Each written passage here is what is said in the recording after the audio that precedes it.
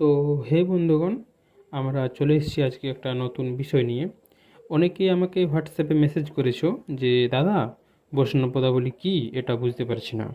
আবার কেউ কেউ বলেছে দাদা, বৈষ্ণব পদাবলী আর শাক্ত পদাবলী দুটি বিষয় কি একই নাকি আলাদা আলাদা। কেউ কেউ বলছে দাদা, এই বৈষ্ণব পদাবলীর পদগুলো কিন্তু ভীষণ কঠিন, এগুলো বাংলা ভাষাতে রচিত নাকি অন্য ভাষাতে রচিত। তো সব প্রশ্নের উত্তর আমি আজকে এই ভিডিওর মাধ্যমে দেবো।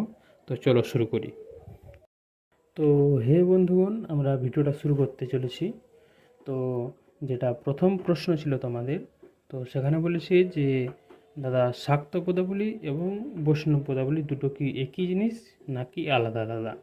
তো আলোচনার প্রথমে আমি বলে রাখি যে এই যে শাক্ত পদাবলী এবং এই বৈষ্ণব পদাবলী, এই দুটো জিনিস কিন্তু সম্পূর্ণরূপে আলাদা।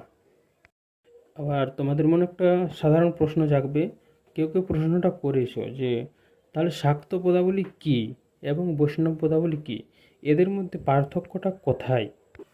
তো এটা প্রশ্ন হলো, সেটা হচ্ছে শাক্ত পদাবলী কী। তো শাক্ত পদাবলী আমরা তাকেই বলবো যেখানে স্বয়ং শিব বাবা এবং মা পার্বতীকে নিয়ে যে সকল পদ আলোচনা করা হয় তাকে আমরা বলবো শাক্ত পদাবলী। তাহলে আরেকটা প্রশ্ন, তাহলে আমরা বৈষ্ণব পদাবলী বলবো কাকে।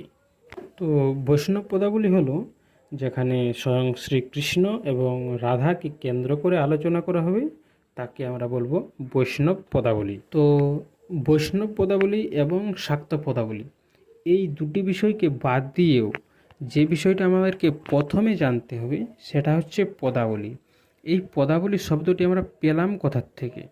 তো এই পদাবলী শব্দটা আমরা পেয়েছি মহাকবি জয়দেবের লেখা গীতগোবিন্দম কাব্য, যা সংস্কৃত ভাষাতে রচিত।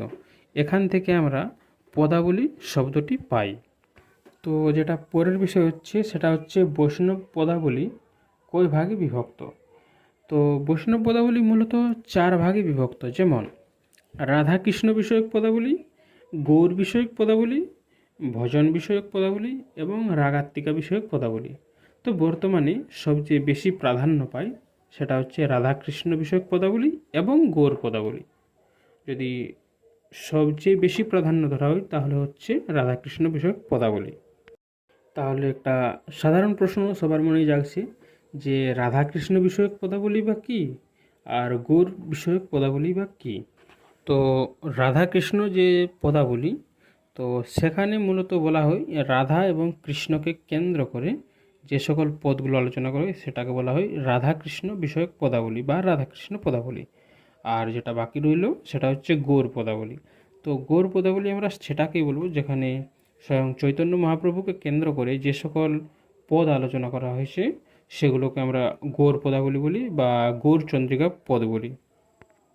তো এই যে রাধাকৃষ্ণ বিষয়ক পদাবলী, এই রাধাকৃষ্ণ বিষয়ক পদাবলীটি সাধারণত 11টি ভাগে বিভক্ত।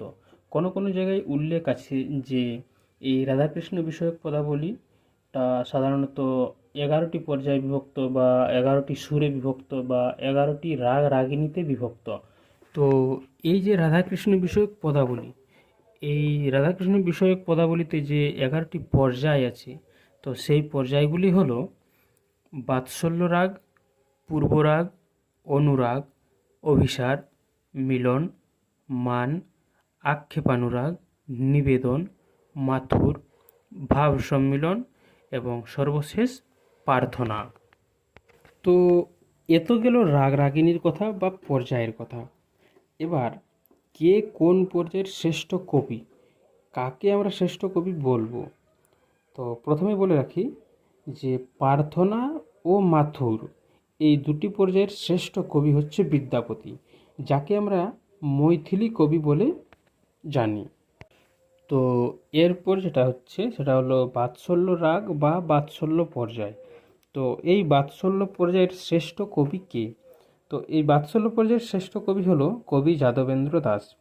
এরপর পূর্বরাগ বা আক্ষেপানুরাগ এর শ্রেষ্ঠ কবি কে। এর শ্রেষ্ঠ কবি হলো কবি চণ্ডীদাস। তো এখানে একটা প্রশ্ন থাকে যে চণ্ডীদাস কোন সময়ের কবি। তো এখানে উত্তর হবে চণ্ডীদাস প্রাক চৈতন্য যুগের কবি। এরপর অভিসার পর্যায়ের শ্রেষ্ঠ কবি কে। তো অভিসার পর্যায়ের শ্রেষ্ঠ কবি হলো কবি গোবিন্দ দাস। গোবিন্দ দাস হলো চৈতন্য পরবর্তী কবি। মান পর্যায়ের শ্রেষ্ঠ কবিকে, মান পর্যায়ের শ্রেষ্ঠ কবিও হলো গোবিন্দ দাস। তো সর্বশেষ যেটা আমার একটা শেষ অনুরোধ, সেটা হচ্ছে যারা যারা আমাদের এই চ্যানেলে নতুন, তারা সবাই আমাদের সাথে থেকো। ধন্যবাদ।